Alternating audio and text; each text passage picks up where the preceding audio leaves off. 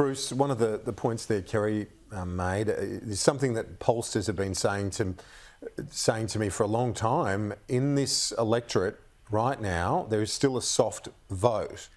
Is that your read on things, or are things starting to firm up? Say it's like, wet cement. Are we seeing a situation where that is starting to solidify during the campaign? Well, we've still got a couple of weeks to go, but the issue really for the Liberals is where is it trending at the moment? And it doesn't seem to be going anywhere well for them at the moment. So that's the problem for Dutton. That's why he's looking to other issues, because on issues like who's better at running the economy, where you would have thought that the Liberals would have been in a very strong position, they're not doing particularly well at all. So hence today you see something about crime, law and order, but that's basically a state issue, and people are going to be thinking about state governments when they're thinking about those issues more than the federal government. So the problem for him is when he gets off message, which is all about cost of living issues, he gets into spaces where people aren't really changing their vote on those points. That's my sense of it. Well, there's one thing that surprised me quite a bit in this campaign, Kerry, and that is that the coalition hasn't made more of its defence and security credentials, like, for example, announcing its defence plan in detail and getting Andrew Hastie more involved, who I think is a strength for Peter Dutton. Oh, I don't disagree. I think Andrew is an outstanding talent, and particularly on the defence space, because, he's breathed it, lived it, been part of it for a very long time. I'm not convinced that he's not going to be part of it coming forward, so we will have to see. I think, the question is, as we keep saying, we know a lot of people only make up their minds in the last, often as they're walking into the polling booth, but particularly in that last week. And it could be, and I have no inside knowledge on any of this, Kieran, it's just the way I would be running the campaign. They may be holding those things back so that when people are starting to think really in that last week about the issues that are of concern to them. I agree with Bruce that cost of living will remain a large concern for a whole lot of other people, but I think for some people it will be defence, it will be crime, it will be the relationship between the Labor Party and the Greens if there is a minority government. I think all of those issues need to be brought to the fore, and I'm waiting to see if the coalition does that in the next 2 weeks. Yeah, and that's it. It's 2 weeks, and voting, as I've said several times today, people will start to have their say as of tomorrow with the pre-poll.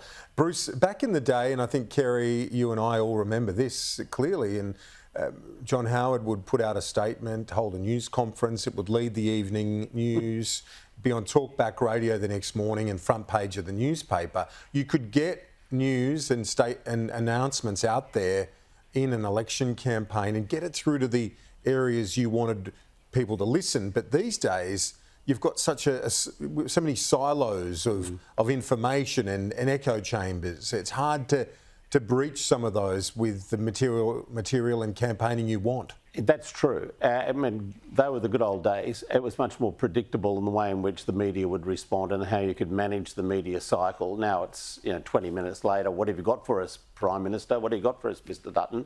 No, well, we just gave you a big story. Oh no, that's not enough. We've got to go online with our version. That's up and running now. So what have we got coming down the line tonight? That's just the nature of the beast. They all have to play that game. But I get back to the point that I made earlier, and that is that notwithstanding that, the trend is not looking good for the opposition. And so however people are getting their media these days, it seems to be coalescing around a disappointment with Peter Dutton. I think too much of the Trump factor coming into his early campaign preparation playing out now.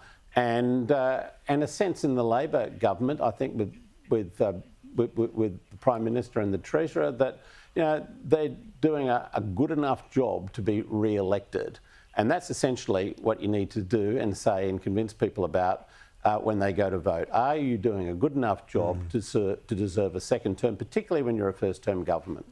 Yeah, and it's who's campaigning so effectively in those other areas, like, say, a TikTok, Instagram, the social media platforms where younger voters are populating. And it's a small example, Kerry, but I was in the seat of Bass this week and was speaking to voters, Vox Pops as we call it, maybe 20-year-old young women who had just been for a run, and they said to me, oh, we support Albanese. And I said, why? And one of them said, because Peter Dutton's going to put everything up in terms of prices. Everything costs too much already and he's going to put everything up. And so to me that said Labor's ads are working where he'll cut, you'll pay.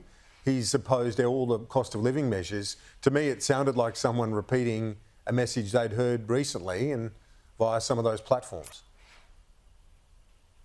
And I couldn't agree more. But I also think, we spoke about this last week. It's one of the reasons why the coalition had to drop its work from home policy, because the Labor Party had very effectively turned that into a policy which impacted women across the country as opposed to the public sector, which was where it was always targeted. And I think, the Labor Party campaigning on some of these issues has been outstanding. There's no doubt about it. Is it going to be enough to give them majority government? I'm still not convinced that that's the case, because I still think that there are people out there, particularly in some of those, western suburb seats in Sydney and some of those more regional seats, who are concerned about the fact that they may end up in a situation where they end up with a government which has talked a lot about how much they've made their life easier, but they're perhaps not still seeing that as much as they'd like. And I'm also particularly concerned about some of those regional areas, because I think they're the ones who are most concerned about the impact of what would be, if it is a minority government, a Labor Green government. So if you're in, in country New South Wales or country Queensland and you're already finding it tough, having a Labor Party which is beholden to the Greens moving forward over the next 3 years may be causing a lot of people a lot of concern. Yeah, and just finally, Bruce, I think Kerry makes some really good points there. And one of them, just to pick up on, if you can wrap up on this, is you would not want hubris in the Labor side right now, because if you show any sense of hubris or overconfidence in some of those seats where people have been hurting for a long time, they're not going to reward that.